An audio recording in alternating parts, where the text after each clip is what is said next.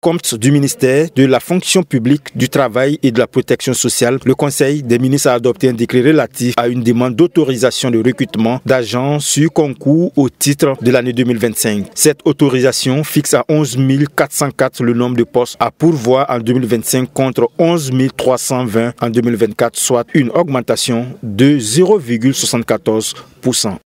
Les 11 404 postes à pourvoir autorisés par le Conseil des ministres se répartissent ainsi qu'il suit. 4 348 postes à pourvoir pour le concours professionnel en 2025 contre 4 534 en 2024. 7 056 postes à pourvoir pour le concours direct en 2025 contre 6 786 en 2024, soit une hausse de 3,98%.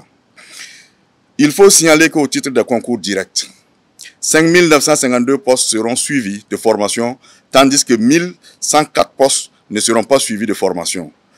Le ministre chargé de la fonction publique, Mathias Traoré, rappelle également que les recrutements sur concours direct et professionnel au titre de l'année 2025 sont prévus de février à septembre. Selon toujours le ministre, l'adoption de ce rapport permet à son département d'organiser le concours professionnel et direct au titre de l'année 2025 pour couvrir le déficit des ressources humaines et doter les nouvelles structures publiques et organes pour la mise en œuvre des initiatives présidentielles.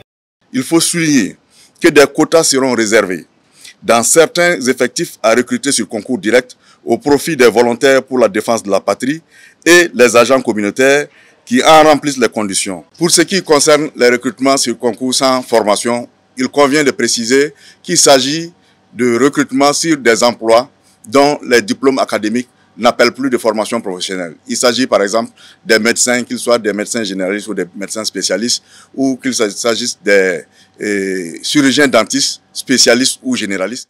Au ministère de la Justice et des Droits humains, il y a eu également examen et adoption d'un certain nombre de dossiers. Le Conseil a examiné un projet de loi modificatif de la loi 015 du 2 mai 2019 portant organisation judiciaire. Le ministre chargé de la Justice et d'Assaut, Rodrigue Bayala, indique que cette modification s'inscrit dans le cadre des réformes globales entreprises depuis 2023 dans le secteur de la justice. Première innovation majeure, il a été adopté un projet de loi portant code de procédure pénale qui a institué le flagrant crime comme le flagrant délit. Autrement dit, aujourd'hui dans notre organisation judiciaire, lorsque des infractions sont commises et que ces infractions sont qualifiées de crime, il faut une instruction obligatoire. Ce qui faisait qu'on pouvait mettre 10 ans, on pouvait mettre 5 ans sans qu'un dossier pourtant aussi clair, qui n'est pas encore passé en jugement, beaucoup se posent la question de savoir pourquoi de tels faits, quelquefois qui sont très graves, ne sont pas jugés.